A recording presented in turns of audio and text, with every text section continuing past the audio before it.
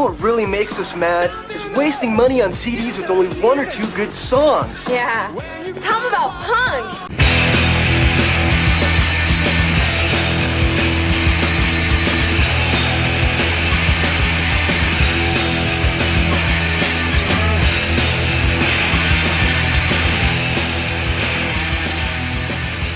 What's up, posers? Welcome to Punk Lotto Pod. I'm your co-host, Justin Hensley, and today we've got something a little different for you. We are doing a Patreon preview. This is where we take one of the episodes that are behind the paywall on Patreon and put it out for free. It's just a little bonus just to be like, hey, this is what's going on over here. Why don't you check it out? This happens usually whenever Dylan and I cannot get together in time to record an episode. So, unfortunately, it didn't work out this week. I'm working overtime this week, and the only opening we had this week was long enough to record a Patreon audio for the patrons. So, if you want to hear that, Dylan and I reminisced about the 5-year anniversary of Punk Lotto Pod, because yesterday was the anniversary of our very first episode. So Dylan and I talked about that. I listened to the first episode again and wrote notes about it, and we talked about it there. And we just kind of talked about the show over the years and what we've gotten from it and going forward. So didn't leave a ton of room to record a regular episode. So instead, we're going to throw out this freebie here so everyone can hear it and see what's going on over there in the Patreon. I selected something that we haven't posted for free yet in here, and it is a chart dive, but it's a spin on the chart dive. It is a chart dive on the modern rock charts. We came up with this idea based on we covered the same years multiple times in chart dives, and we've run out of things to say about the same albums over and over again. So we went through the Billboard magazine that corresponded with the week of that episode, which would have been April 19th, 1997. And so we just go through the modern rock charts and then talk about the stuff that's on there. So it's a lot of post-grunge stuff. 97 was a weird period. Grunge was basically over, but nu metal hadn't really taken over yet. So it's a fun little foray into that. But yeah, we have that as well as all sorts of other bonus audio over on the Patreon, patreon.com/punklautopod. For $1, you get access to all of our weekly bonus audio, including this week's 5-year anniversary retrospective and any new release updates that I've been doing, which are a weekly series where I just talk about the new records that came out that week. So some good stuff. And yeah, next week we will be back with a regular episode. It's already recorded, and I have my regular days off next week, so it's not going to be that big of a deal. Thank you, everyone, and enjoy the show.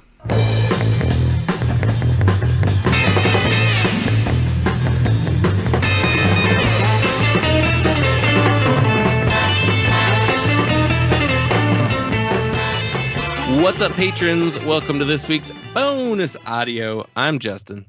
I'm Dylan. And it's a little late, but also a little early because the topic we're talking about today is actually going to correspond with what the main episode that goes up next week. So, yeah, which I prefer doing the bonus on the subject before the episode. So it kind of works out a little better. It's just a couple days early. No new main episode this week due to me being out of town for a thing. I literally tried to edit the podcast from my hotel room, and we were just so busy. You know, whenever you're doing an event thing where you travel with a school, your downtime and free time is pretty much non-existent, because it's we got to the hotel and we're okay, and now we're going to meet for dinner at 5:00. So I was cool, I have maybe 2 hours to start working on this. And that particular episode was giving me issues due to some volume problems. And then we go to dinner, we're out forever. Then you have to do that thing where you're I gotta go to the store because I need shampoo and I don't want to use hotel shampoo. Or he's I want a drink for the refrigerator in my room. So then you're out forever looking for what you need. And then they go, oh, by the way, we have to meet in the lobby by 6:15 tomorrow morning. Oh my God, I'm not getting this episode edited. And then you're just too distracted with guys' grocery games on. I was watching some playoff hockey, but yeah. Yeah, it's just one of those things where it's that's the least conducive way to edit a podcast. But oh well. Yeah, most, I guess hotel rooms have desks pretty often. It did. Otherwise, you're like sitting in the bed. Yeah. And working on anything on your laptop sitting in bed is just, you're not getting anything done. And I was working on it too. And then the internet went out in my hotel room. So I must have like, You got some viruses. yeah, I'm like a walking virus or something. Cause Shutting down your internet. like I called the front desk and they were like, did you try forgetting the network? I was like, yes. And then somebody else picked up the phone and was like, go to this website. And I was like, it can't. It won't go to it. Like, okay, we're going to have to send you to tech support. And then they sent me to their tech support, which was, it sounded like I woke a guy up. And he's like, okay, what's a good number to reach you at? I was like, I don't work for the hotel, right? He's like, yeah, I know. It's just very weird to be like, if you were staying in a hotel and you had to call Spectrum. Yeah. And all I did was reboot the router and it worked. So it was just like, I don't know what was going on. But then it was like already 11 o'clock and I was like, I got to get up in like 6 hours. So this ain't getting done. And then we did the competition. That was a literal all day thing. Then I got to leave early because I drove myself, but everybody else stayed for the awards and I won first place. I told them, I was like, if I leave, I'm guaranteed to win. And I also kept telling everyone, I was like, I don't want to win because I don't want to go to nationals. And we won first place. So now we're going to nationals. Hooray! Atlanta in June. So that's why there was not a main episode this week. And it'll go up next week. So this episode will correspond to that. We are doing a chart dive on the Billboard Modern Rock charts for the week corresponding with April 19th, 1997. Which, funnily enough, we've done 95, 96, and 97 now in a row. I don't know how that happened. All about, 6 months apart? Yeah, it's kind of fun, though. I mean, This is kind of how I have realized that if we were to do the singles action again, it should kind of work, what did I say, laterally rather than vertically. I think our mistake was going through the issues when the interesting thing is like chart performance over a span of time. So it's interesting, we have years in between. So we're looking at like, well, what artists are still on the charts, not necessarily the individual songs that are staying on the charts, but it's, it's kind of working out to where it's like, oh yeah, there's their next single from that album, Yeah. Yeah. I kindly glanced at this one, but there's some names we've talked about before on here, but yeah, April 1997 would have been 11 yet? And I would have turned 11 later in the year. So I was still 10 years old. Yeah. I would have been 6 going on 7. Yeah. So I do remember most of these songs. So just like glancing at the list, there's one on here where I'm like, oh yeah, I remember singing that in elementary school. But I guess this might be the age where I was probably like the most paying attention to music. Maybe between like starting at age 8, maybe. But yeah, let's do it. Let's dive right into this. So all the way down at number 40, it's been on the charts for 16 weeks, and it is Every Day is a Winding Road by Sheryl Crow. Who doesn't love this song by Sheryl Crow? I forgot the song starts with bongos. I got a Hertz ad, so I got to watch Tom Brady talk for a minute. Skip ad. There we go. Oh yeah. Sheryl. Out of the is she considered Lilith Fair? Right? It's like her, Alanis, Jewel. They're all Lilith Fair artists. Also, if you Google Lilith Fair, there's just 25-year anniversary articles. 20th anniversary articles. I mean, I know like Annie DeFranco and Melissa Etheridge are also big Lilith Fair artists. I try to think of Sheryl Crow is never totally sure how to categorize her. I feel like it's singer-songwriter, I guess. She is adult contemporary in the purest form. Yeah. She kind of has some bluesy elements too to some of her music. Yeah, she got really popular in a time period where a lot of rootsy influences were a big part of like kind of adult contemporary singer-songwriter stuff. So I mean, it's just like Hammond organ and the slide guitar stuff and But then there's like, hand percussion, and it's that vaguely it's that sort of retro modern sort of Neil Youngish country rock brand of adult contemporary, which I think I like. Yeah. I mean, I know it's quote unquote Americana, made up genre, but I do like it. The songs are good. I think Cheryl is like better than most of her contemporaries too, doing the same thing. I mean, I guess Atlantis was going a little harder in like rock and grunge, but yeah, I always liked Cheryl a little better. Was this on that Grammy CD? Most likely. It was nominated for a Record of the Year in the 1998 Grammy Awards. She lost to Sonny Came Home by Sean Colvin. Oh yeah, that's the same one then. Our grandmother, when she bought her Saturn, which was like one of the first people we ever knew who ever had a Saturn when they were new in the United States. It was a really weird color green too. But it was her first car with a CD player, and I don't know if she went and bought it. My memory says they gave her the CD with the car, which is very weird that would be a thing, but who knows? It could be. Anyway, the first CD she bought for the car was the 1998 Grammys compilation. I should put that on the Comps That Made Us. Yeah. You want to talk about a compilation that made me? For real. Where Have All the Cowboys Gone? Sonny Came Home. Every Day Is a Winding Road. Those 3 songs in a row. Incredible. It does have Mbop. Does have I Believe I Can Fly. So kind of a dip in quality. Does have Criminal by Fiona Apple, though. Mm-hmm. Kick ass. Yeah, those first 3, those are the strongest, though. That is such a good opening. And they're probably all in the same category too. Yeah. Yeah. And then our grandmother, like we would listen to that every single time we got in the car with her, which was a lot at that point. We're still kids. And so like, which makes me think, was she listening to that CD that much, or was she only putting it on because we were in the car? She's like, it's got Hanson on it. They'll like it. Yeah, these kids will eat it up. The other CD that I do remember in her car, I remember her buying the Dire Straits Greatest Hits, I want to say. Probably like a 20th Century Masters CD or something like that. Nana Core. Yeah. Forget Dad Rock. I mean, she was the one who listened to the classic rock station the most in our life. Yeah.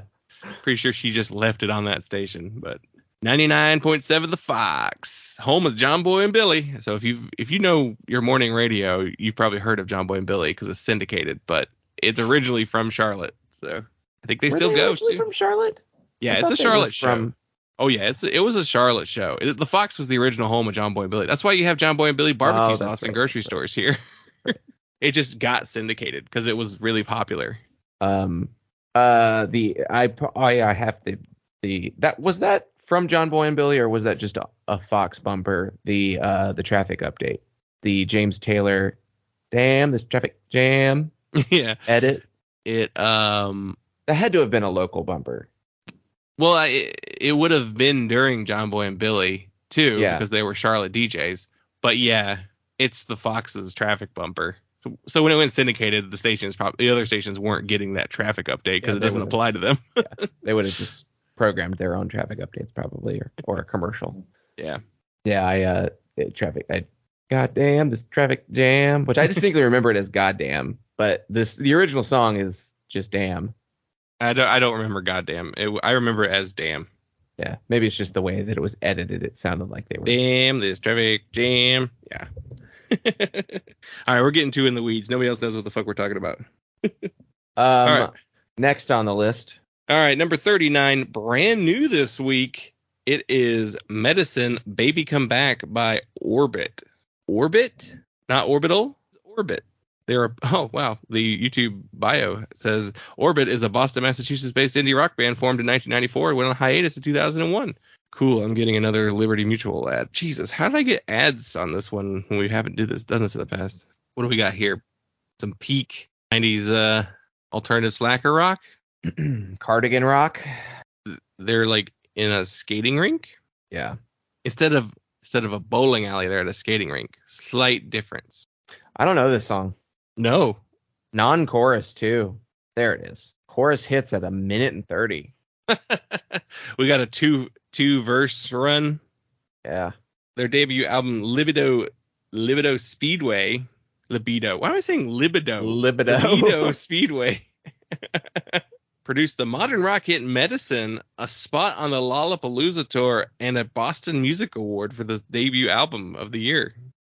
The drummer looks like Ryan from Off of Their Heads. It's okay. It feels like it should be better than it is. Yeah, it's really not exciting. It doesn't ever kick into that next gear. It doesn't build. That chorus is barely a step up from the verse. Yeah, the chorus is not big enough for it to be as delayed as it is. It's got some of that wah guitar all over the chorus, Wow. too. Wow, wow. I guarantee you this band has played at TD Gardens opening up for a Boston Bruins game or something like that, or played after a game. Yeah. It's like it wants to be Weezer? It wants, or it's what Eve 6 did better? Yeah, it's not really going for power pop, but I don't think it's going for enough of anything, really. Yeah. I have no idea what they're going for with here. Speaking of cardigans, the Cardigans are up next. Absolutely, number 38 with 17 weeks on the charts. It is Love Fool by the Cardigans. I mean, we all know the Cardigans. Do they have any other hits, or is Love Fool like the only one? I think that's probably the only one. I'm getting an ad on every single one of these videos. I don't know why my ad blocker's not working. Is this the one that's in Romeo and Juliet? That they made? Yeah, they make fun of it in Hot Fuzz. This is such a 1997 sounding ass song, especially when you put it in comparison with like the pop music that was big. I guess I didn't realize they were Swedish either. Yeah, that's why her eyes are so insanely blue. They look fake. Could be color treated. Yeah. We really need to bring out the blue. But I guess I've also never really looked at them before, and I don't know how you could assume she was not Scandinavian of some sort. Cardigans reunited in 2012 and are still active today, but they haven't released an album since reuniting. So they're on the Swedish summer fair circuit, probably. Whatever the equivalent of that is. What record of theirs have I tried listening to their 94 record and I couldn't get into it. I tried to listen to the 98 album Gran Turismo. I probably put it on. Oh, it had My Favorite Game. So they actually did have another hit too, which sounds like a garbage song and not a but this song came off of the first Band on the Moon. I love that. Is it a dial tone that they're using as a sample? Or not like a dial tone, but like a phone, some kind of phone that neat or call waiting sound or something. Got a very like sounds like an organ. Probably just a combo organ. It's very disco-y beat to it as well. Which I guess they're Swedish, so they're going for that ABBA thing. Yeah, the Cardigans are weird. I mean, they're pop for sure, but they bring in so much like retro and chambery and loungy stuff. Yeah. Our next selection, it is number 37, 20 weeks on the charts. It is 33 by the Smashing Pumpkins. Which one is 33? It's off Melancholy. This ad. Oh, you got one. Yeah. Starting to get them. Oh, this one. Yeah, it's late in the singles cuts from that record because it's the 5th single. It's the one that it sounds like Tonight, but not as good, not as big. Is it called 33 because it's the 33rd song on the Melancholy and Infinite Sadness? So there's a little bit of a story. This was disputed from within the band and their management to be released. Was not originally intended to be the final single. Some people say that Muzzle was intended to be the final single from the album. I don't think this is a good single. I mean, I remember the song very well, but it's because they played it all the time. It doesn't really build. I guess, had Landslide already come out by this point? Their cover of Landslide? Maybe. If you use the single list, Tonight was before this one. Zero was right before that. 1979, and Bullet with Butterfly Wings. So they kind of balance the like the heavy and soft songs. Peaked at number 39 on the U.S. Billboard Hot 100, becoming their fourth and final top 40 hit. Whoa, really? They never had another top 40 hit. I could see that because The Door was next. So. Number 7 in New Zealand and number 30 in Canada and the United Kingdom. The guitars in the song are tuned down to E, G, B, G, B, E, half a step down, and the drum machine track is exactly the same track Corgan recorded when he laid down the demo version of the song because he was unable to recreate it. Jimmy Chamberlain couldn't figure it out. So they cut him out of the video. Well, he'd been fired at this point, too, for overdosing and, like, their keyboard player dying, too. It was like they got high together, and it never, I don't know. It works for an album track, but I don't know that it necessarily should have been selected as a single. But yeah, it's not a good single. All right, moving along. We have number 36, 21 weeks on the charts. It is number 1, Crush by Garbage. Garbage. You're garbage. Garbage. You got to say it with that Chicago accent. Number 1, Crush. You want to step out, you go to a whore. You don't sleep with another man's wife. You're garbage. Oh, I did not actually get a video. Where is there not a video for this one? The Romeo and Juliet version. Oh, there it is. Is it an actual video? It says my music video for Garbage number 1 Crush. This is a fan video. Are there different versions of the song though? Because this is the Romeo and Juliet soundtrack version that is on the charts. I don't think there's an actual video. No, I'm just gonna stick with this one.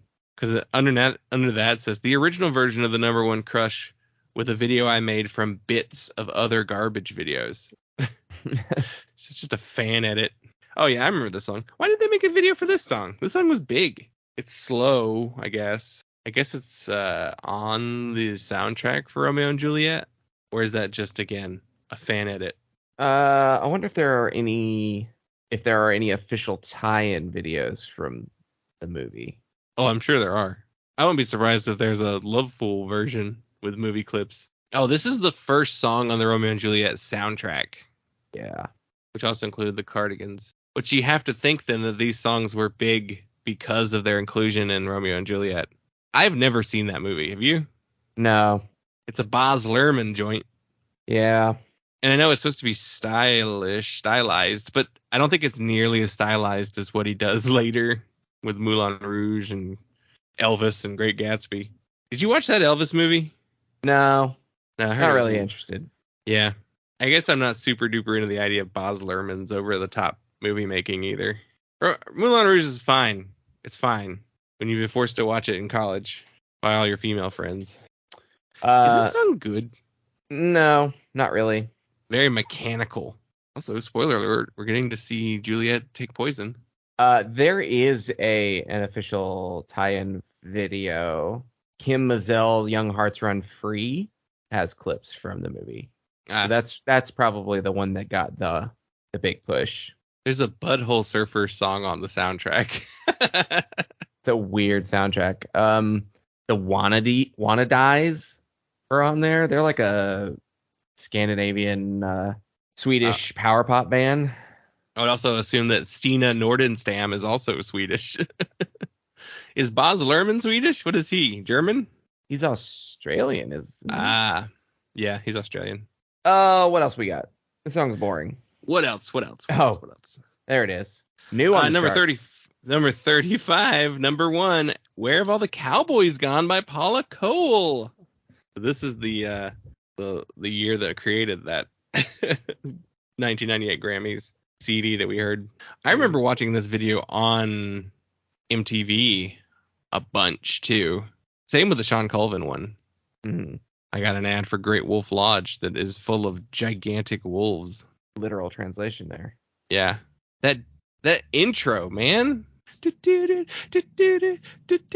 Just so good. And then she does the Butthole Surfer's Pepper verse. What happened to Paula Cole? What was her deal? Just no other hits, right? She gained attention for her performances as a vocalist on Peter Gabriel's 93-94 Secret World Tour. She's a backup singer who got a deal. Well, I Don't Want to Wait. Oh, that's right. The She's the Dawson's Dawson's Creek Creek theme. That's her. Which got replaced, didn't it? Doesn't the theme from Dawson's Creek change halfway through the series? Maybe. I don't know. That's a huge mistake. Why would you change that theme song? because it was on the WB where they were very, very focused on incorporating music into their episodes. Oh, she falls under that category of people who won Best New Artist Grammys who never do anything else. Yeah. She went jazz. She did jazz-influenced albums Courage and Ithaca in 2007 and 2010, and then marked a return to her 90s folk rock sound. Oh, wait. This is a poorly written sentence. So the Ithaca is just a return to the folk rock sound. She put out a record in 2021 called American Quilt. She had a song that got remixed into a dance song that was pretty successful. What? She performed Be Somebody on Charmed. See, WB. For some Cross-branding. reason, they had that artist performing in an episode of Charmed. I guess Charmed did that. Did they do that? Charmed did that a lot. So did Buffy. Buffy at work because there was like a coffee shop that they hung out at all the time. Yeah. But Juliana Hatfield's like in an episode of Buffy playing. Paula Cole has served on the faculty of Berklee College of Music since 2013. So she turned into an educator is probably what really happened. She did a song that became a Mercury commercial song. Mercury Cars? Yeah, and then she did a Bush protest song. Uh-oh. And she kind of has a little hiatus.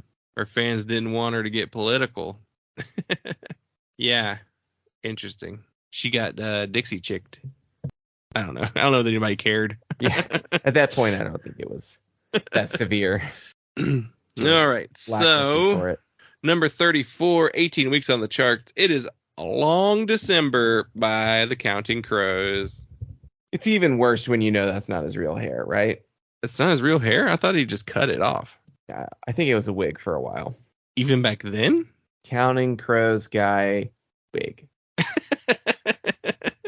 Given to him by his father. Why? Here, son, wear this wig, this dreadlock wig. So it was a wig? So my father, who's a Jewish doctor, went bald, so he wore this and he gave it to me to wear. That's got to be a joke. His dad did not have a fucking dreadlock wig. This must be referring to some other wig at some point. I don't know. That guy's a...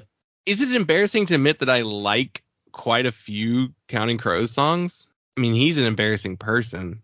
Okay. I think it's real. I think for a long time it was really his hair. At a certain point he was wearing a wig. And then he had a progression of balding wigs. What? No, he what's the... I think you should leave. Oh, yeah. If you need to lose your hair immediately, we'll send a man in a gorilla costume. I don't really care for the Counting Crows. They don't really do anything for me. It's not like I hate them or anything, but none of the singles, when I hear them, I'm like, oh, yeah, this is a good one. I'm like, I could do without this part, that part, whatever. I don't know. I really enjoyed this record that the song is from. What's it called? Recovering the Satellites. And I don't know if I've listened to the first record, August and Everything After, but they have a lot of singles that I do like. I don't know. Hanging Around Here, Accidentally in Love. I don't know. Maybe it's just nostalgia. It reminds me of when this style of like kind of twangy music was really popular. I don't know. I like this record. I listened to this record this year and enjoyed it. I mean, I think Long December might be one of my least favorite songs, though. At least as far as their singles go. This Gandalf hat he's wearing. Just such a goober. You want to move on? Yeah. All right. Number 33, 25 weeks on the charts. It is Naked Eye by Luscious Jackson. Is this one we may have actually heard? I was curious if we were going to have any leftovers from the 96 episode we did, but maybe not. 25 weeks. I got another ad. What the hell? I don't recognize this video. I don't remember anyone with rogue hair. Do you recognize I the song? do know this song. I do know this song. Yeah, we definitely didn't talk about this one before. This wasn't Did on we? last year's. We didn't. Oh, we did okay. not. This modern rock chart is real soft so far. You notice that? A lot of this stuff is barely rock. This isn't a rock song. Was it a trip hop song? I don't know this song. You don't know this song? With my naked eye I saw. I have never heard this in my life. Never heard this song. How do I know this song and you don't? It's like a rap song. Yeah, I have literally never heard this song before in my life. Does someone sample this? Produced by Daniel Lanois. That kind of tracks. I don't know who that is. He's more like done more Americana stuff, but he worked on Joshua Tree with Brian Eno. He did Octung Baby. Between 93 and 2000, the band released 1 EP, 3 full-length LPs, and 10 singles on the Beastie Boys Grand Royal label. This was their biggest hit. I have literally never heard this song before. I don't understand how that's possible. This is weird. Listen to this. In 1991, Jill Cuniff and Gabby Glazer, the niece of graphic designer Milton Glazer, famous graphic designer Milton Glazer. Oh, he's the I Love New York logo guy. Whoa. This is nepotism band. Created the first Luscious Jackson demo with tip money from their restaurant jobs. Oh, so maybe he wasn't giving her any of that bumper sticker money. Cut off the trust fund. Their band's name was derived from a malapropism of the name of a former basketball player, Lucius Jackson. After the band members heard the announcer on ESPN SportsCenter mispronounce Jackson's first name as Luscious and thought it would make a great band name. Their first live performance was opening for the Beastie Boys in Cypress Hill. This is a nepotism band. Your first live performance is for the Beastie Boys on their record label? Yeah. Plant. Industry plants. Let's just say you funded it with your restaurant jobs. Yeah. We didn't work in restaurants. I know. My tip money. It's untrackable. Your tip money got you on 120 Minutes and The Adventures of Pete and Pete. I still don't understand how you've never heard this song. I've never heard this. Speaking of not rock songs, let's move on to number 32, 5 weeks on the charts, is Sleep to Dream by Fiona Apple. You don't think Fiona Apple falls under the rock genre? No. At all? What? Well, listen to the drums. There's no guitar. It's just her singing over drums. She plays the piano. She's a piano. You don't think piano music falls into rock genre? She plays the piano hard doesn't mean it's piano rock. This is not rock. She's intense. It's not rock. What is she then? Singer, songwriter, She's pop? more than just a singer songwriter. Art pop. I feel like art pop owes more to rock than pop. She's very jazz and soul influenced. There's minimal rock, and really I wouldn't call this a rock song. Well, the rock stations played the shit out of it. Yeah, and I mean they played all kinds of weird stuff then. It was alternative. Alternative is a subgenre of rock. This is like Radiohead, and Radiohead's considered rock. I feel like rhythmically Radiohead's a little more straightforward. It's just so lurching and weird, and she's like half rapping.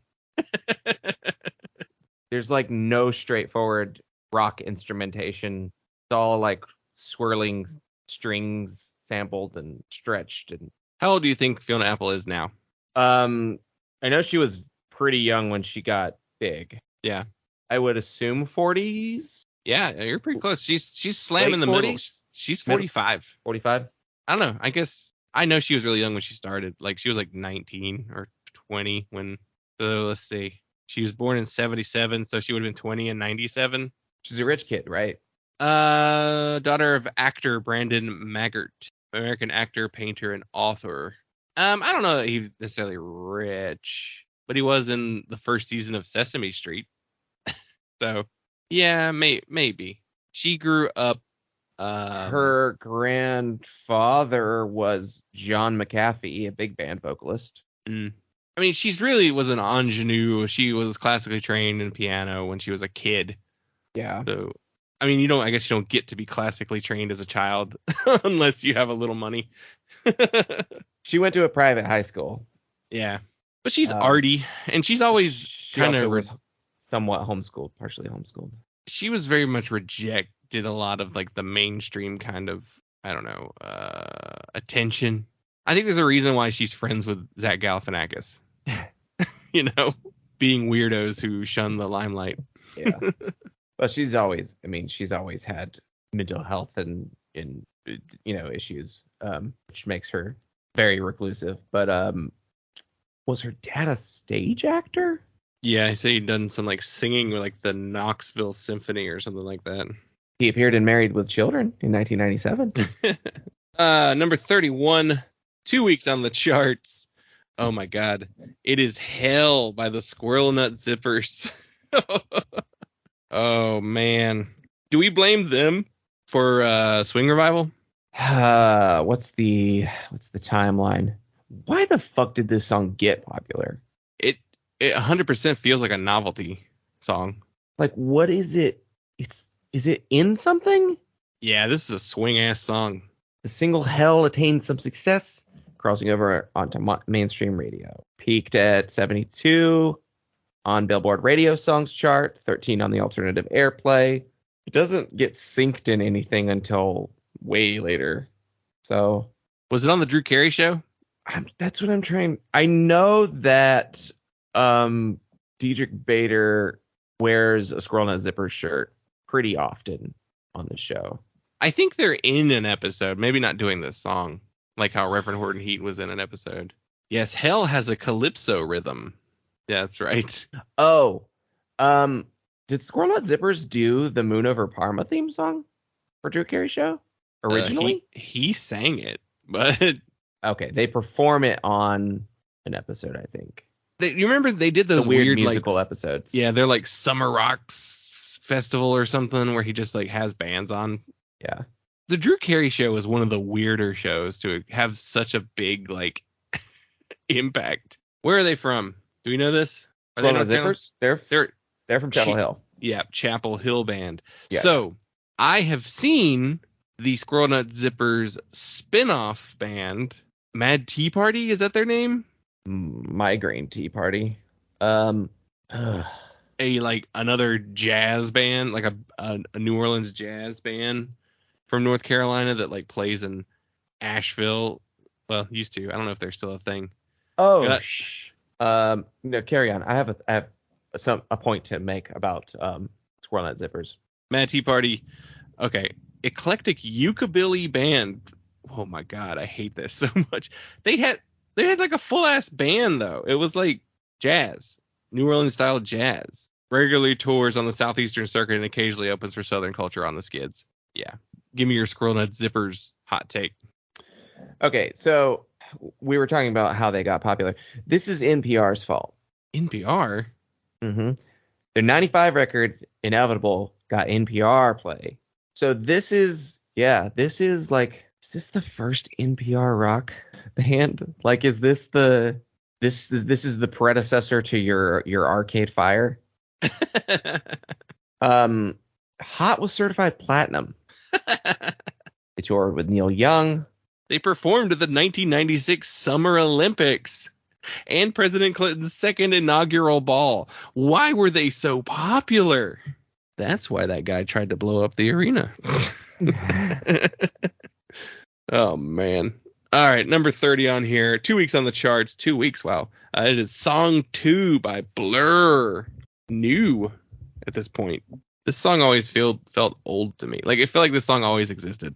Skip this Mint Mobile ad. Oh, shut up, Ryan Reynolds. Your eyes are too close together. What do you think about the people who act like Blur was one of the biggest rock bands in the world? And one of the greatest rock bands ever? I don't get it. I actually had a conversation with, do you remember my band about Blur one time? He was like, we were like kind of along those lines of like, people loved them. Yeah. And it's like, I know like a few songs. I forget what song this song. Yeah. And it was like, yeah, and people are like that with the Gorillaz too. They're like, people love them. Like, yeah, but I also get the appeal of Gorillaz more. I mean, like, this is fine, but I've also heard other songs by Blur, and they don't sound like this. They sound like Radiohead. And it was a whole, like, Radiohead versus Blur thing was, like, a giant thing. I think Oasis is thrown in that argument pile, too. And it's just, like, I like the Gorillaz better than Blur, I guess, from what I've heard. And I like that first Gorillaz record a lot, but I also can't tell you if I ever listened to any of their other albums ever all the way through. I might listen to Demon Days all the way through, but It didn't hook me like the first Gorillaz record did. I mean, I like song 2. It was fun. Yeah, it's a fun song. It sounds cool. But yeah, I don't get the Blur thing, and I don't get the like people who are like the Gorillaz is their favorite band. It's a very large number of people. I think it's people who are just really into like the whole multimedia aspect of the Gorillaz. The combination of like, you know, the Blur guy plus rappers plus Tank Girls creator, you know. I don't know. Yeah. Told me you're gonna go see Gorillaz or Blur live, I'd probably pick the Gorillaz. Well, yeah, because there's like who's gonna show up. Yeah, you might get Mos Def or somebody like that. Yeah, I guess I don't really want to see Mos Def these days. He's had some accusations, right? Yeah, maybe. I think he did. Yeah, he kind of disappeared. I think he retired from music too, though. I don't know. Yeah. I want Dell. Yeah. Which that the Gorillaz at Coachella clip you sent me. Yeah. I wanted to say, I don't know that I said this to you. Damon sounds bad in that clip. He is sluggish. I mean, it doesn't help that song, his part in that song is very sluggish. And I think it's designed to be like, sounds like he's in a daze. He could have given it a little more energy. Dell sounded great, though. It shouldn't have been hard to match the energy of the recording because it's already pretty low energy. He didn't need to bring it down more. The tempo was slow, too, for the whole band. Yeah, Dell came in and was like, damn, great energy. He's hidden. Timing's perfect. Number 29, 22 weeks on the chart, is Desperately Wanting by Better Than Ezra. Do I know this song off the top of my head? Oh, yeah. Better Than Ezra. Was Better Than Ezra anyone's favorite band? Do you think they have someone in the world who says Better Than Ezra is their favorite band? Yeah, I think so. Really? Someone. I don't know a single person who's ever listened to an entire Better Than Ezra album. Well, they sold them, so. Did they? Somebody has. They sold singles, I guess. Yeah, but it was the single is tied to the album in this time period. No one's going out and buying individual singles in 98. They're buying the CD. Yeah. Maybe they're buying the CD for the one song and they're skipping a bunch of them. But Better Than Ezra had 8 albums, and they have one that's supposed to come out this year. Oh, this falls under the world has never not needed their sound. That's a good friend Corey. Anytime a band or Adam Yo calls the memory hole bands. Yeah. Where like you just forget they exist, but they've consistently put out music for for years.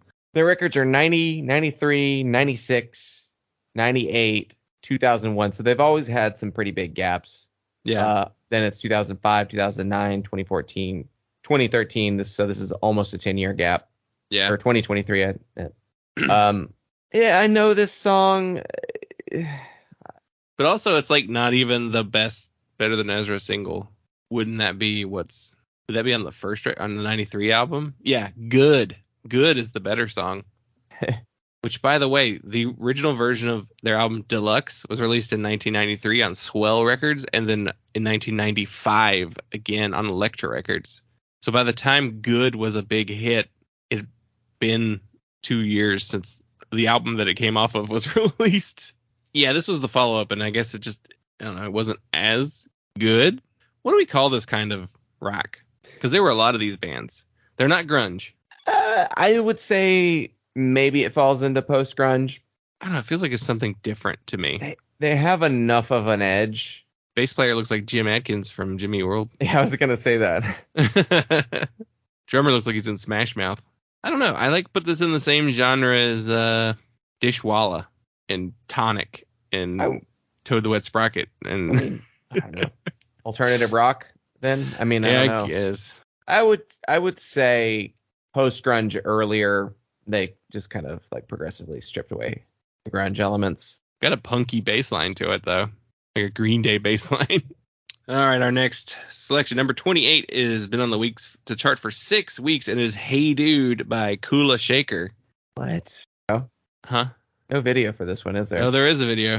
Which one is it? It's the one that looks like a photo of them standing there. Oh. That is the video. It's like one of those weird motion pictures. Like your Google account makes a where it's like morphing picture. This has to be British, right? What the fuck? I've never heard Kula Shaker before. I've seen their name, but I've never heard one of their songs. Yeah, they're British. Trying to be Oasis. More psych Oasis. English psychedelic rock band Kula Shaker. Years active from 95 to 99. Yeah, they formed after Oasis was already a thing. Nepotism band. Oh, who are they related to? So Crispian Mills is the grandson of John Mills, who was an actor. Let me see what he's known for. Sir John Mills. Yeah, he goes back to the 30s. What is John Mills' biggest? I recognize the name. Pollyanna, Swiss Family Robinson. And he is the son of actress Haley Mills, who was also a nepotism baby. Yeah. She did a bunch of Disney stuff. She did Pollyanna, Parent Trap. Oh yeah, Parent Trap. Yeah. Weird. Kula Shaker. So Big they're in England. They're John Spencer Blues Explosion meets Oasis is what this sounds like to me. yeah. Also named after an Indian king, and there are no Indian men in this band. Yeah. All that British imperialism. Yeah, little rich brats. Yeah. I want to be like the Beatles. I want to be like Oasis. Meanwhile, they have like probably a shitload of fans in England, notching up a number of top 10 hits in the UK singles charts, including Tatva, Hey Dude, Govinda, Hush, and The Sound of Drums. Their album K reached number 1 on the UK albums chart. It was voted 879 in Colin Larkin's all-time top 1,000 albums. Who's Colin Larkin? Is he the British version of the 1,000 albums to hear before you die? That song was nothing. Yeah. Number 27, 6 weeks on the charts. You Were Meant for Me by Jewel. But once again, not a rock song. I would say I need to hear this one to hear what's going on instrument. All right, she's just a folk singer, right? Like that's what she always was, singer-songwriter. I don't know. I don't think people are like. I would say Fiona Apple's more rock than Jules is. Has more of a claim to it. Yeah, this is a slow, quiet song. Folksy. Jewel just disappeared, didn't she? Like I feel like Alanis and Sheryl Crow and Fiona Apple all maintained some sort of pop culture relevancy way past Jewel. But didn't Jewel also try and go pop too later? She tried to do a pop record, like a dance pop record. Yeah, I think she just tried to stop doing what people wanted from her. And I also think there was probably just like a limited amount that people wanted this kind of thing. I think it was a very short span. I mean, I don't know. She did weird stuff like yodeling. And did she do something with like Willie Nelson too?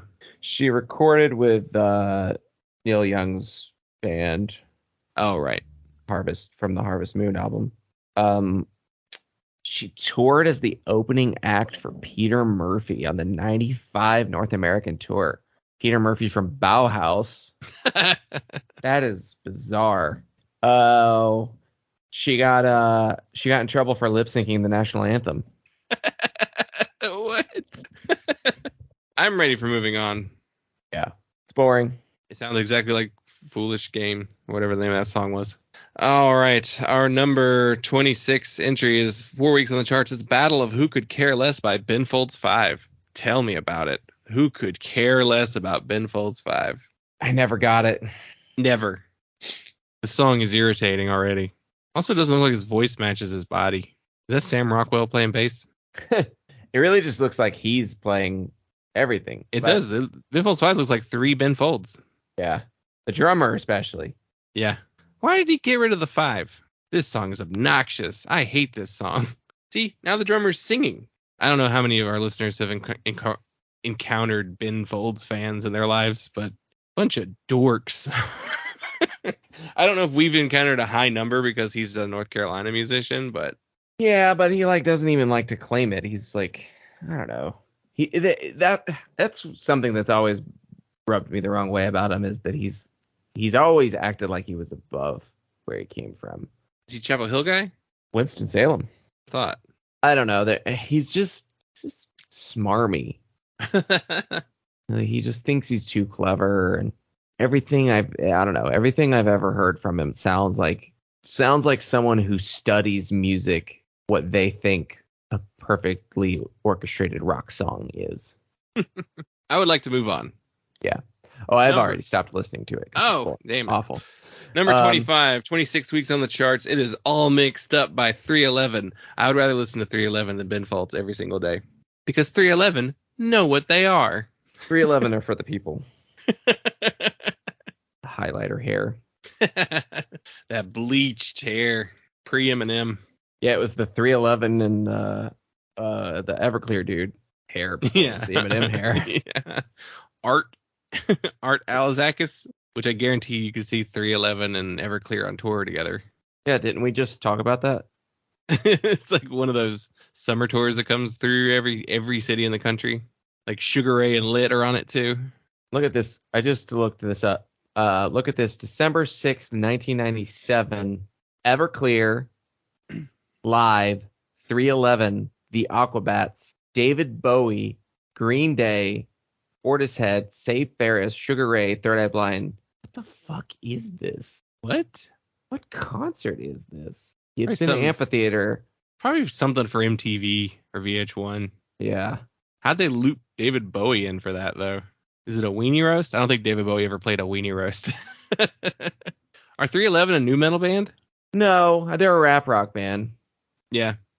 You know, it is a direct predecessor to nu metal. I would call nu metal a subgenre of rap rock, or maybe a hybrid genre of rap rock and alternative metal. Groove metal. It's kind of a mishmash of those things. Because I feel like we have lost sight of the fact that you can call something nu metal that doesn't have rapping. Yeah. I think we have overrepresented the necessity of rapping in nu metal. Moving along.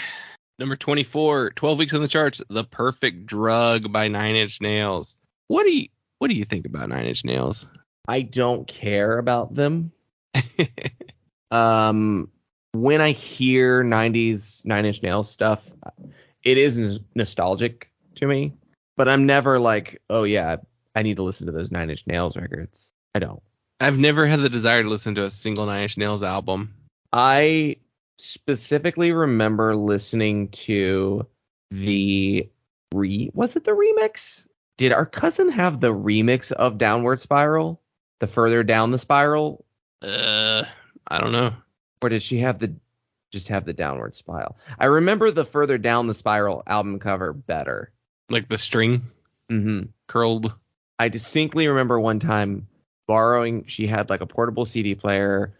I don't know where we were, what the reason. It was like a birthday party probably.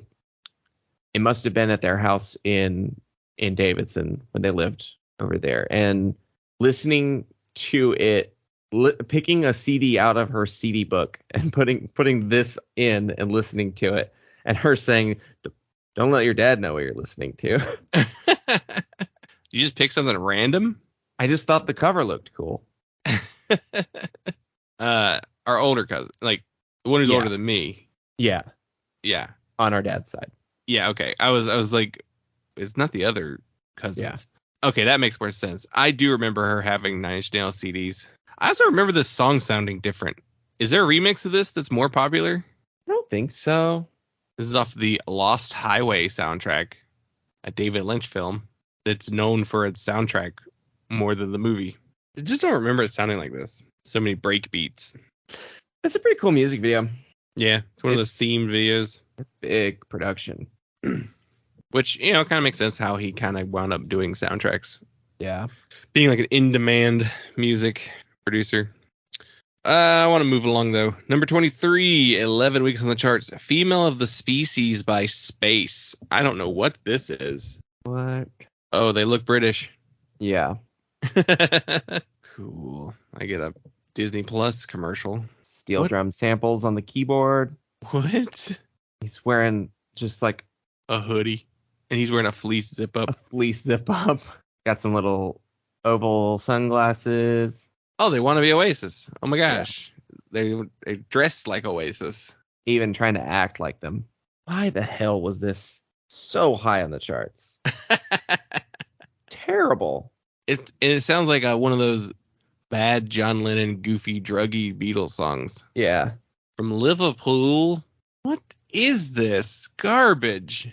In 1995, eventually rising to prominence with hit singles such as Female of the Species, Me and You versus the World, Neighborhood, with a U, Avenging Angels, and The Ballad of Tom Jones. Space pursued an eclectic sound dubbed queasy listening by critics, embracing electronica and sampling in their work and drawing from genres as diverse as hip-hop, techno, post-punk, ska, lounge music, easy listening, and film scores.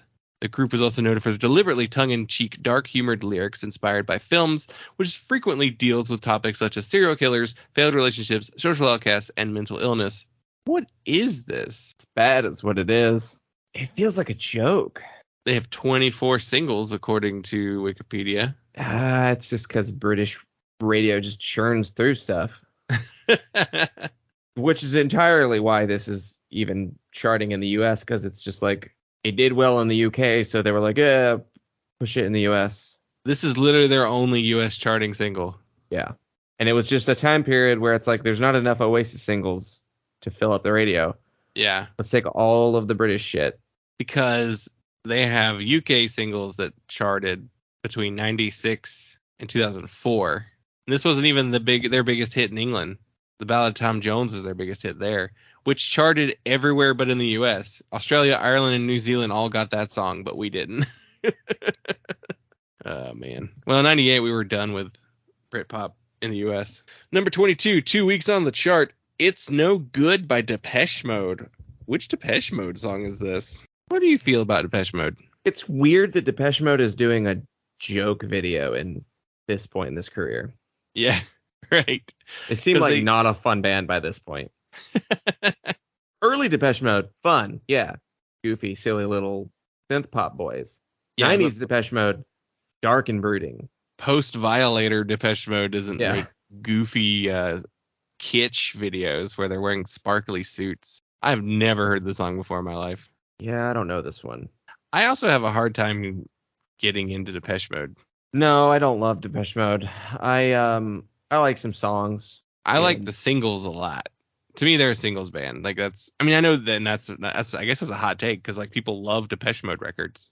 Like they're critically beloved. But I've listened to many. I've tried at least like 3 or 4 different records by them, and I go, "There's the single," and then I'm bored the rest of the time.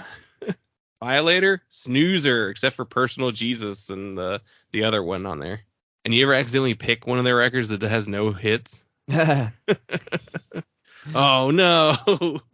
I mean, I respect them, I guess. And I like the singles, but I don't like this single. No. Let's move to number 21, 13 weeks on the charts. It is Abuse Me by Silverchair. Silverchair have made the most appearances on these that we've done so far. Shocking. Especially probably because I guess they're in there tied too. I got a Bud Light Chelada Tajin commercial. That does not sound good. Do you get Spanish language YouTube commercials? No. Do you watch a lot of Lucha? I'm subscribed to some Lucha channels, so maybe that's why it does it. Probably why. But I don't watch a ton of it anymore. We get occasional Spanish ads on like Hulu and stuff. Mm-hmm. I get those too. But that makes sense for where we live. Right, I figured you would get some from where you live. Yeah, I don't know. The YouTube ads don't for some reason. I don't usually get mad when I see a Spanish language ad though. They don't tend to bother me like US ads do. Yeah, well, you don't know what they're saying, so it's just like easier. Well, they also don't feel like they're screaming at me like US commercials always do. I don't know this Silverchair song. I do not either. What is this off of? Is this it's the one with the kid drawing on the front. What's that one called? Because Diorama's the later one, right? It's off of Freak Show. Freak Show. Yeah, I don't know. This one's it's a slow song. Australian teenage Nirvana is not quite doing it for me this time. Yeah. Well, we're only at the halfway point, so I think we should go faster through some of these. Yeah. Number 20, 4 weeks on the charts. It is Not an Addict by K's Choice. Not a song I know. You don't know K's? You don't know this song? Not by name. We'll find out. You don't know this? Not yet. Dude, this is a Luscious Jackson situation here. I need to hear the chorus. Yeah, this song's got just like a driving bass and drum vocal intro, first verse. I mean, it takes a minute to really get to this chorus. They were Belgian from Antwerp, formed by the band's core members Sam Bettens, lead guitar and vocals, Gert Bettens, guitar, vocals. I don't know it. I don't know this song. Huh. Total blank for me. Interesting. Sam Bettens came out as transgender in May of 2019. Which took that long to figure out? I don't know. I'm not criticizing anybody's like self-discovery, but I mean, closeted too, though. Coming out is one thing, you know. Transitioning. Yeah, very transitioning late is it's not as uncommon as you think. Yeah, I mean, Sarah Kirsten transitioned until a few years before she died. So yeah, I don't know. I'm surprised you just didn't know this song though. No, don't know that one. I do know this one. Everybody knows this one. Oh, yeah. Number 19, 21 weeks on the charts. It is Crash Into Me by Dave Matthews Band. You got to do the emphasis. Ow, Crash. I'm trying to remember if this is the first Dave Matthews song that I remember hearing. Is this the one that's in Lady Bird? Yeah. When they're in the car singing? Yeah. Oh, yeah. I think this is the first song I remember hearing. It's either that or What Would You Say? Is that what that one's called? Is that the the scat one? It's the one that starts with, like, fiddles. Boring band. We'll never Yeah. get into it. Just does nothing. I kind of want to reveal this little bit of TMI. I had an ex tell me that this song was a song that her and her ex used to make love to regularly. And it's just like, I already didn't like that song, but Jesus, you made it worse. Also, I didn't like it before, but now I fucking hate it. Pretty literal song choice there. I don't know. Yeah. A little on the nose for your sex song. I mean, isn't it about of a sexual nature anyway? I think it is. That's what I'm saying. It's a little on the nose. But in like a not good way, right? Like it's a creepy. I don't know. I don't really think about Dave Matthews Band lyrics. It's a creepier meaning upon close inspection, as Dave alludes to during a 1999 appearance on the VH1 show Storytellers, about the worship of women, and more specifically about a stalker peeping Tom voyeur. So it's got a I'll be watching you tone to it. So boring. Moving on. Number 18, 4 weeks on the charts. If You Could Only See by Tonic, the band I previously mentioned. Tonic to me is the epitome of the 90s post-grunge rock band. The band who's like not even as good as Bush. It's Bush Light. Was this one for the ladies? Starts with the acoustic thing. Then does like the Lenny Kravitz Wanna Fly Away guitar. Polydor band. Is the Tonic dude bald now? He's got a little bit of a Quentin haircut. You think oh man. What's his name? It's receding. Emerson Hart. Emerson Hart, 2023. Let's Google that real quick. Yeah, he has gone. It's pretty far back there. Yeah, he's not a coward. He has enough left on top that he can keep it grown out. Yeah. Who does he look like? He looks like somebody. Like Jeremy Irons? No. Jeremy Piven. He went solo, too. Because you could look up Emerson Hart tickets from Ticketmaster for 2023 concert tour dates. Brother, do the Tonic summer tour with Lit. I don't know, maybe he went singer-songwriter. Yeah, he wants to be taken seriously. He's got some pastoral imagery. He kind of looks like, what's his name from Men Without Hats? Colin, what's his name? You know what I'm talking about? The one who's on Scrubs all the time. Yeah. Colin Hay. It's more like wannabe Goo Goo Dolls, I guess is what this song feels like. Yeah. Number 17. Oh, wait, go ahead. I used to always get Tonic and Tantric mixed up. Very different bands. Tonic and Tantric? Yeah, they are completely different bands. Yeah. Number 17, 2 weeks on the charts. It is Bitch by Meredith Brooks. this is the song that I was alluding to about. Oh, I knew this song when I was 10 years old, and because it was a song that like kids at school would love to sing because it's got the word bitch in it. Yeah. It's got a swear in the title. I got a Beau is Afraid commercial. Ooh, this is a 1997 video if I've ever seen one too. She's floating in the middle of a room. I'm an angel. She looks like Julia Lewis. Yeah. Angel. I attempted to listen to the album that this song came from one time, and I got like 4 tracks in. I was like, I hit bitch, and I turned it off. I was done. She's from Eugene, Oregon. Yeah, she looks like she's from Eugene, Oregon. That haircut, the layered 90s. Yeah, she's like Flips, doing a little bit of the progresses. Courtney Love look. Yeah, Brooks is a member of the Canadian charity Artists Against Racism. that's good. You have to do that. If you're from Washington or Oregon, you have to be specifically anti-racist. Wait, but why is she in the Canadian one? She's an American. Maybe she lives in Canada now. Maybe she did. I'm more concerned about fighting racism in other countries. Should we move on?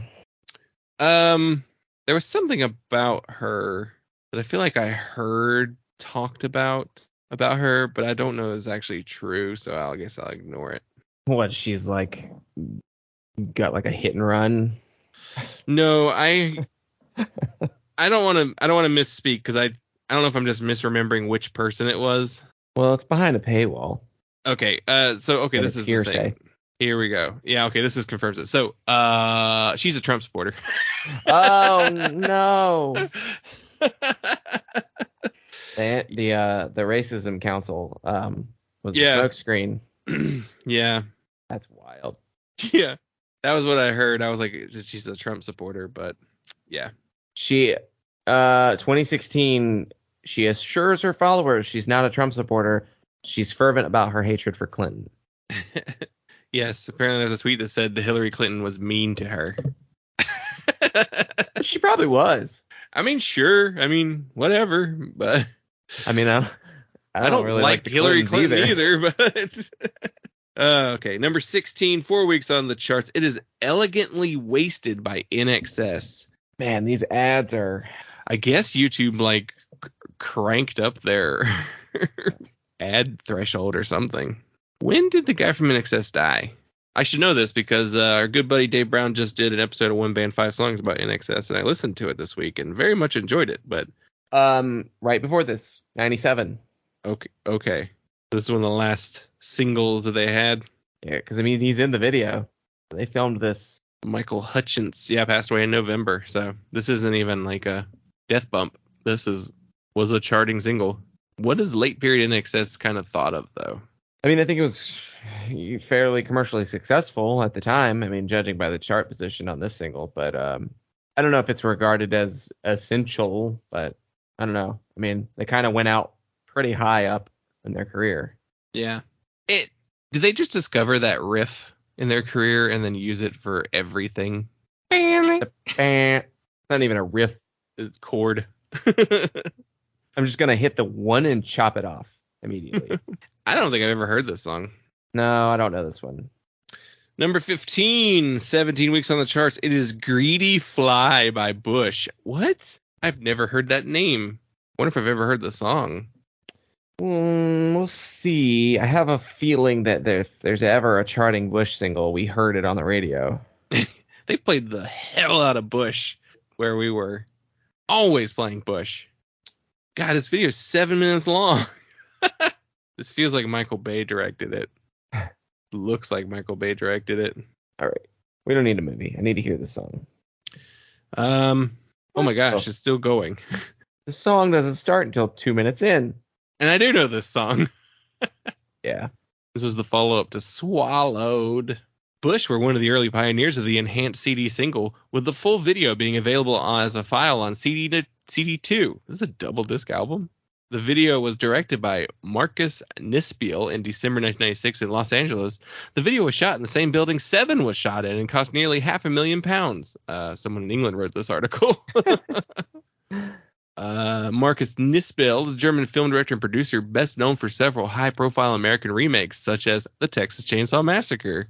Oh. It does look like a movie director did this. What else did he do? He did 2004's Frankenstein. What is that? Oh, he did the Friday the 13th remake, too. As well as that boring-ass Conan the Barbarian movie with Jason Momoa. So I guess they were trying to go for a 7 feel to the video as well by choosing that location. What the fuck? He's crawling out of an egg? And there's an angel? Oh, it turned into a movie halfway through. All right, I'm moving on. I don't give a shit. Number 14, 6 weeks on the charts. Where You Get Love by Matthew Sweet. You know this one? No. Matthew Sweet asks, where do you get love? Please, I am desperate. Is that Jim Carrey? And I got a Temptations commercial. Not the band, the cat food. Hey, that's actually targeted towards me. I had 2 commercials on this one. Oh, it's a commercial for Temptations dry food. Do you know about this stuff? No. It's kibble with Temptations like treats mixed in with it. Our cats loved the shit out of it. We got it one time, and they ate all the treats out of it first before they would eat the kibble. Matthew Sweet on Mars. This comes from the album Blue Sky on Mars, which I have heard before. I didn't know Matthew Sweet was this synthy. Not always. This record's okay. I'm not sure I would have picked this as a single, but I don't remember what else was on that record. It's got like a Cars Yeah. synth line to it. It's just fine. Like, it's not a bad song. It's just, I don't know that this would have. I'm surprised it's this high up on the chart. I feel like it just wouldn't have done anything. Yeah. It's weird that it's got. It's been stuck at 14 for 3 weeks. 3 weeks in a row at the same place on the chart. Usually when that happens, it just falls down the charts afterwards. This probably was the peak. Want to move on? Yeah. Next, it is the number 13 position, 5 weeks on the charts. It is I by the Smashing Pumpkins, also off of the Lost Highway soundtrack. Yep. No video for this one. Weird. I guess they're putting all the budget into the the album singles. I. Now this one, Now I got a Dom Perignon commercial with Lady Gaga. I mean, this is getting into Oh yeah, I know this song. Drum machine Smashing Pumpkins. Yeah. But this is a stronger single for sure. I would have liked a video for this one. It would have been one of those like herky jerky Adore videos, but Yeah. which I guess this was kind of like, we don't have a drummer anymore. Here's what we sound like now.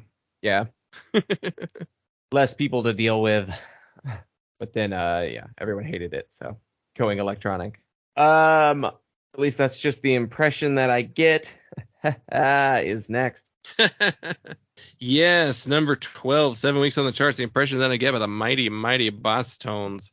I don't really need to look at the video. I know what this video very well. It's the one that they're shot in that one white room. Yeah. And they're wearing their suits and playing and dancing. That's really all there is to that video. But okay, 1997. It's like, I don't hear you anymore. how long was I muted? You disappeared for like a minute. Oh, okay. Now you're frozen. Yeah, I mean, it's moving on my end, but did you hear what I was saying about ska? No. Okay, so this is like the peak ska's mainstream, right? And the thing that sends it over the edge. Yeah, I mean, this is the breakthrough. This is I guess we're doing ska now. Yeah. I mean, no doubt. I guess it's kind of both, but this is the next one, Yeah, and I feel like No Doubt's like popularity, like even though they were a ska band when they started, they'd already dropped most of those ska elements by the time they got to Tragic Kingdom. Yeah. I don't know the name of the next song. Number 11, 9 weeks on the charts. It is The New Pollution by Beck. I think it might be one of those ones that once you like start hearing it, because there was a point there where Beck was pretty prevalent. Oh yeah, this one. You don't remember this? Oh, there, yeah. Okay. It's off what? Odelay, I think is the album that it's off of. Yeah. Sample heavy era Beck. Got a very 70s rock feel to it. It looks like the video looks like a 60s like a Mod Banana rock Splits episode. Mod Beck. This is like a Spike Jones video. You think it is? Samples the song Venus by Joe Thomas. The video contains visual references to Serge Gainsbourg's music video for Monsieur William and Melody, Oh, Beck directed this video himself. Interesting. He just saw a Spike Jonze video and said, I can do that. Saw a song co-written by the Dust Brothers. Which they did the Interesting. programming on this. Is that Gail the Snail? I don't know. The girl watching the guy drink milk. Have you seen that clip yet? Yeah, I just saw that. It does look like her. The video features actress Mary Lynn Rajskub. It's Gail the Snail. It is. Wow. It's fucking funny. Hilarious. She's 51. She's older than I thought. She's also been in a shitload of stuff that I didn't know she was in. She's best known for portraying Chloe Bryan in the action thriller series 24. And was a cast member on Mr. Show. She's in Dude, Where's My Car? Sweet Home Alabama, Punch Drunk Love, Mysterious Skin, Little Miss Sunshine, Sunshine Cleaning, Safety Not Guaranteed, and The Kings of Summer. Wow. I've seen a lot of things she's in and did not know who she was. She's in Julie and Julia. What else did she do? What else? What other TV shows did she do? Gilmore Girls, King of Queens. Oh, that's right. She's in Flight of the Conchords. Like one episode. Dylan, I want you to vamp. I got to make a phone call. Vamp on the number 10 selection, 4 weeks on the charts, Semi-Charmed Life by Third Eye Blind. I just saw somebody sing this karaoke at someone's going away party. Classic. It's Third Eye Blind. Let me get past this ad and then I'll talk about it. Do. Of course you know the song. Everybody knows this song. Really infectious. I mean, you can't go wrong with this. I wonder where this video was filmed. Probably San Francisco, judging by these hills. Got a bunch of scooter mods. San Francisco hipsters is not what I would associate with Third Eye Blind. I guess they were from San Francisco. I actually didn't know that. That's interesting. He's got a real bad chin strap beard. That is not a good look. What'd I miss? I found out Third Eye Blind is from San Francisco. Mhm. When was the peak Third Eye Blind nostalgia era? Do you remember everyone being like, Actually, they're very good. actually, that one record is great? What, 2015? I'm trying to remember when we were seeing the covers, because there were like a couple different people who did covers of it around the same time. Yeah, they got reevaluated into being, actually this band is good. Well, actually this record's good. I don't think the other records people care about at all. 6 times platinum. Yeah, and I've heard the non-album cuts very overrated. The way people talk about this record, Yeah. the non-album, the non-single cuts are not very good. They're fine. Best case scenario. I think you just like the singles that much that you've given goodwill towards all the album tracks. Yeah. Move to number 9. Yeah. 11 weeks on the charts. It is Volcano Girls by Veruca Salt. Have you listened to much Veruca Salt? No. I feel like I started one of their albums one time, but like I didn't get all the way through it. More for like a timing reason than anything the record did. Yeah, I remember the song better than I thought. Yeah. I thought I only really knew Seether. Yeah, Seether was the bigger one, but I think I like Volcano Girls better. This video they're on bungee cords while they're playing, like a Mad Max guitar player. I feel like Veruca Salt probably should be one of the bands that we reevaluate more than. Yeah. Yeah, no one talks about Veruca Salt. Especially out of like the 90s girl rockers. I don't know how they would have been described back then. Like Hole gets talked about, Garbage gets talked about.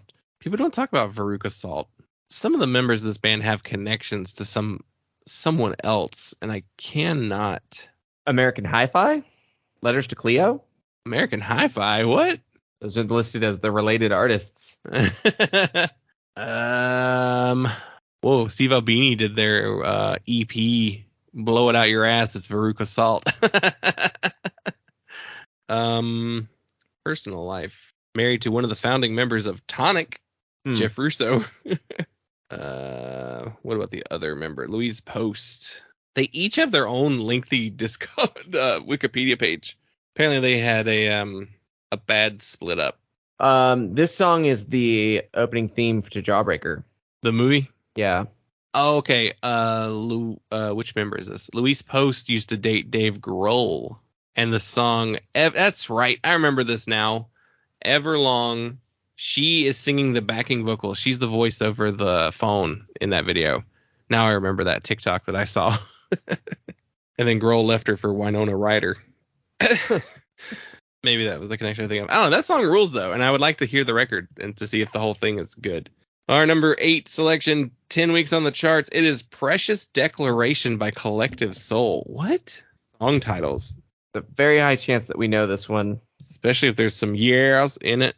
I don't think it's a yeah one, though. But I could be wrong. I do know this one. Also has a Lenny Kravitz kind of guitar part intro, too. Oh, yeah. Yeah. It's a riffy Collective Soul song. Yeah. Because they had not anthems, but they had like really like soaring songs too, didn't they? Yeah, they had stuff that's kind of like adult contemporary-ish, Yeah. and then they have stuff that's just like a nasty guitar riff. Yeah.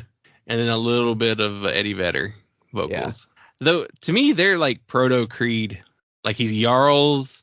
He looks like Scott Stapp a little bit. Whose discography stands up better? Collective Soul or Creed's? I would get more out of hearing a Collective Soul record than a Creed album at this point in my life. Yeah, I've heard a couple of Collective Soul records that have enough to them to be worth listening to. But Collective Soul they're not a real band. Right, that's right. It was like one guy's songs, and then he was like, Yeah. oh shit, I got signed. Now I need a band. So this started getting played on the radio. Now we need to actually like be a band. And Yeah, it they was were totally made just to sell the songs for other people to record. Now they did stuff after that. Was that a real band later? Yeah, I mean, they solidified a lineup at some point and wrote new songs, but the way they started, it was that whole first record was just songwriting demos. Yeah. I heard somebody say the Collective Soul is a Jesus-y band. They give the vibe of one. Yeah, I don't think that they were a Christian band though. I don't think so either. I don't know. What are the lyrics to this song? I did hear a yeah in there though, just in the background. That he did just say, "I was blind, but now I see. Salvation has discovered me." Maybe they are a sneaky Christian band. Sneaky. He went to Berkeley. Why is he saying like that then? That doesn't mean he studied voice. Oh, he did music composition and guitar. He could write a hook. This isn't one I know super well. It's recognizable in the way that I think most Collective Soul singles were. Yeah. Is he one of those guys who like became like a songwriter for other people? I get that feel. I mean, that was what he wanted to do. Ed Roland. Yeah, I get more out of Collective Soul than a lot of the other Pearl Jam knockoffs. Number 7, 7 weeks on the charts. It is Gone Away by The Offspring. The Offspring Defender is here to tell you why Gone Away is a great song. If you need any more convincing other than hearing it. I mean, it's on Ixnay. I don't think people are like... That drum beat intro. I mean, Gone Away was serious Offspring. Because there's two types of Offspring. There's serious downer Offspring and novelty Offspring. They really did pave the way for Blink-182, didn't they? But did Blink even really have... Well, yeah, I guess the silly Offspring songs made it possible for Blink-182 to only put out silly songs. Well, Blink-182 also has their serious songs, too. Like their songs about my parents getting divorced. Look at that pleather jacket. So shiny. Swinging light bulb. I love a swinging light bulb music video. Dylan, if you ever make a music video, you have to have a swinging light bulb in it somewhere. We'll make a TikTok swinging light bulb. I think that's a good idea. This is also a swinging microphone in a room video, too. Yeah. I can't really take the guitarist with a bowler shirt seriously, though. The bowler shirt is pivotal. Is that Noodles? It's Noodles, isn't it? He doesn't have dreads yet. Which one's the doctor? Noodles. Noodles is the one with like the biochemical engineer or something like that? Isn't he? That's what makes it so funny. That's why. When did Noodles have dreads? He's always had I thought he always had the spiky. No, Dexter's always had the spiky. Well, Noodles has the spiky two-tone hair now. He does two-tone hair now in his 50s? Yes. I guess if you're a musician, it doesn't matter what you do. Maybe you cut him off by this point. Oh, well, maybe it was early. Yes, it could have been. Like Smash era. No, I guess Dexter is the one is the doctor. Dexter's a doctor? Dr. Dexter? Yeah. The picture of him in his robes.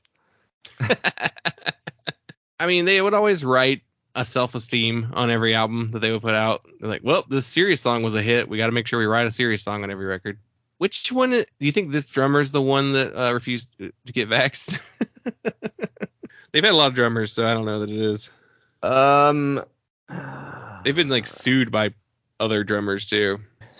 I got to go to the Wikipedia page where you do like the band member timeline. Band member timeline. Ron Welty was the 87 to 2002, 2003 drummer. So Okay, this so is not. This would be Ron Welty then playing drums. Yeah. Pete Parada, the 2000s. Yeah. 2008 to recently was the one that got fired. I think Adam Ron Welty's Willard the one was the fill-in in sues. between. Adam Willard. Yeah, Adam Willard did the mid 2000s. I didn't even know that. he's everywhere. Yeah. I think Ron Welty's the one who sued the band for like royalties or something like that. He might have won or they settled. I'm not sure. Yeah. Oh, there's flames on that bowler shirt too. Jeez. All right. Number 6, 9 weeks on the charts. Your Woman by Whitetown. Ugh. Do you know what this is? No. So this is what I think it is. I got to get to it to make sure. Yes. So Todd in the Shadows actually did a video on this song and is under like the One Hit Wonderlands videos that he does. He's just an electronic musician. This was like the story to this guy is real weird too. He's like the first musician to really become famous because of the internet. I think his music on the internet. Jyoti Prakash Mishra. He is a British Indian singer and musician. So there was a band they formed in 1989, inspired by the Pixies. Played support gigs for Primal Scream, and then later it just turned into in the fall of 1990 it turned into a one-man band, and the lead single from the second record, Women in Technology, reached number 1 on the UK charts. Do you remember this song? Yeah. It's good. It's a good like it's not really trip hop, I guess, but just a little like electronic tune. I mean, I would call it trip hop adjacent. Yeah. Is it rock music? No. Yeah. I mean, it's a dance beat. It's just really slow. Yeah. It's electronic music. Yeah. What is up with the modern rock charts? And they kind of just had everything. Yeah. The song's pretty high up here. I remember this song, but I also don't remember it being like that big. All right. Number 5, 12 weeks on the charts. It is Lakini's Juice by Live. What the fuck are we naming these songs? Like, I guess this was that time period where they don't say the names of the songs on the radio. Oh man, Live. I'm probably gonna know the song as soon as I hear it. But do you always do these ads whenever they give you an ad and it's just like a survey? Do you ever answer those? No. Oh, I always answer them because I hope it means that they'll sell me commercials for less annoying things. Okay, yeah, I know this Live song. It's not one I really know. It's kind of familiar. It's not, what is it? Lightning Crash or whatever the name of that song is called. Yeah. Dolphins Cry. That's the name of the song is. This song is this borderline new metal? Listen to those riffs. Ugly, gnarly, like down tune. The bass line is like. Yeah, Live kind of took that. I feel like they kind of took that groovy side of grunge and ran with that. And that stuff kind of, I don't think it gets properly identified for how much it informed new metal.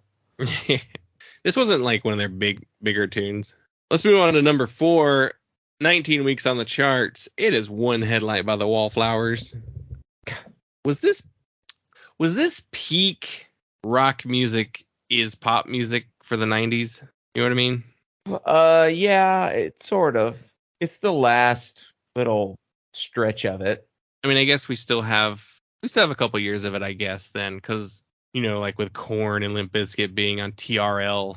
Yeah. And the battle between the boy bands and the new metal bands. And so those were pretty big rock songs and also had mainstream appeal and success. I don't know. We used to, what's the meme? We used to be a society.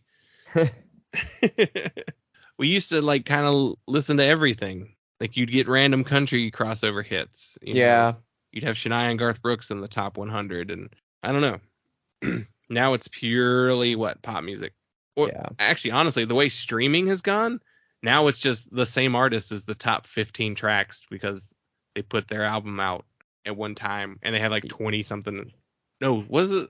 They had like 30 songs on albums now, just to like game the algorithm is all that is. Yeah. Like that Morgan Wallen album had like 30 something songs on it. One Headlight is not even the best song off of this record. I really like this Wallflowers album. It's a good one. I don't know that the rest really come close, but there's magic happening on this Nepotism Babies album. I mean, at least he actually tried. I feel like he tried harder than Bob did for most of his career. I also think that he just was like, I also cannot sing anything like him. Now, most of that's the way Bob Dylan sings is mostly affectation anyway. Yeah. You've heard Bob Dylan sing right. He can. He just chooses not to. They look so classy in their suits. He's got a little accent. Where's he from? California? California. I don't know where else he would have grown up. Born in New York, but LA, New York. Because I assume Sarah raised him, right? Like his mom. Yeah. She's from Wilmington, Delaware. How long were they married? I don't know if they were ever married, but Sarah and Bob Dylan, I don't know how long they were together. She is the first wife of Bob Dylan, married from 65 to 77. They had 4 children together, and he adopted her daughter from her first marriage. Wow. What are the rest of these Dylan children doing? How many kids does he have? Well, there's the ones we know of. He's got 6. Okay. So most of them with Sarah. Yeah. Who's the other one? Jesse Dylan. He is the founder of the media production company Wondros and Libba. Okay. Weird.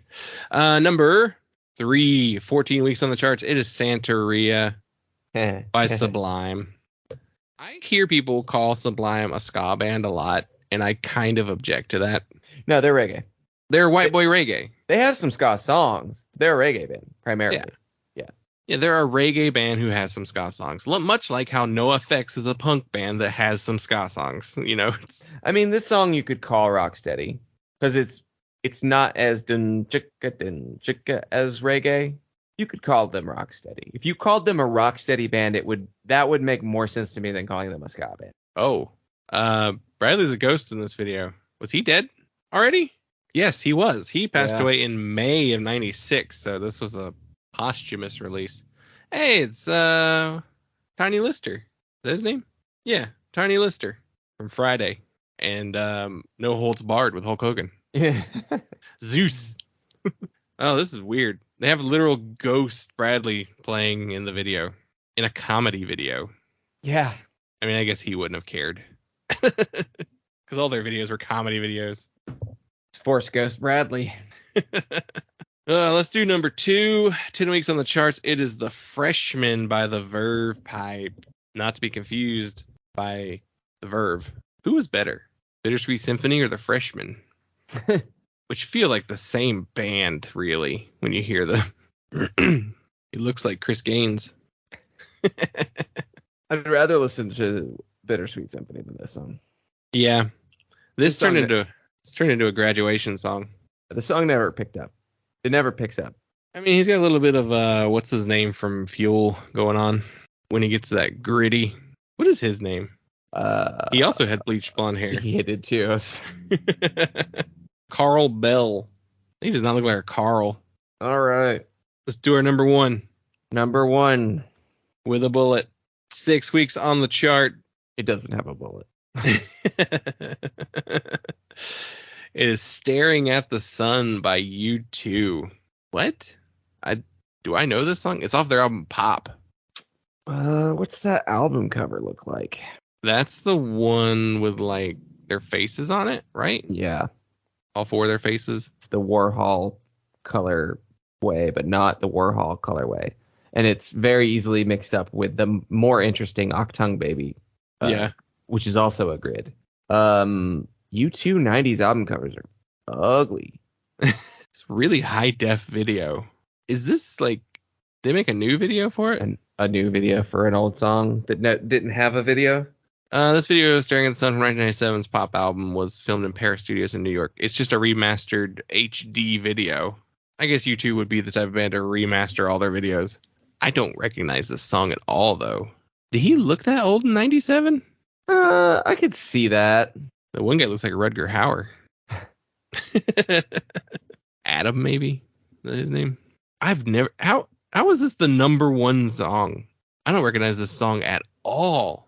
It's Helmet Burger. Helmet Burger. That was killing me. I had to look it up. I couldn't remember who it was. Is that Rutger Hauer? Shit's gonna rob you of your ambition. I don't know this U2 song at all. No. The swinging light bulb video. It is a little bit. Also, like, photo exposure, like overexposed film video. Yeah. They turn into the Star Trek teleporters at this point in the video, too. How long is this song? 4.5 minutes. I'm at the 2.5 minute mark. Yeah, I don't know. I have never heard this song before. This can't be like the biggest song off of Pop, is it? It might be, because I don't know that record. I don't know any song titles from it. Produced by Flood. He produced somebody else's album I just looked at, too. And they really didn't let The Edge wear his hat in this video. That's why they had to chop it up so much. You got his handlebar in there, though. Fuck, I forgot damn it. I left was my toque in the car. This is one of 6 singles that they released off this album. This was the second one. The first one was Discotheque, and then Last Night on Earth, Please, If God Will Send His Angels, and Mofo. I don't know. Never heard it. Probably, I feel like I should know at least one of those singles, but it's not this one. Well, I think that will do it for us here. Thank you, everyone, for listening. We appreciate you so much. Curious, this recording took us nearly 3 hours. I wonder what it's going to whittle down to when I finish that editing, but We're still not getting these down faster. I don't know how to do it faster, though. Maybe it's because we weren't as familiar with a lot of these, and we didn't have as many repeats, but... But thank you, everyone, for listening. We will see you next week on the main show, where we are talking with Jeff Smith of the band Jerome's Dream about Shiner's Lula Divinia. So that'll be up next week. So thank you, everyone, for listening, and we will talk to you later.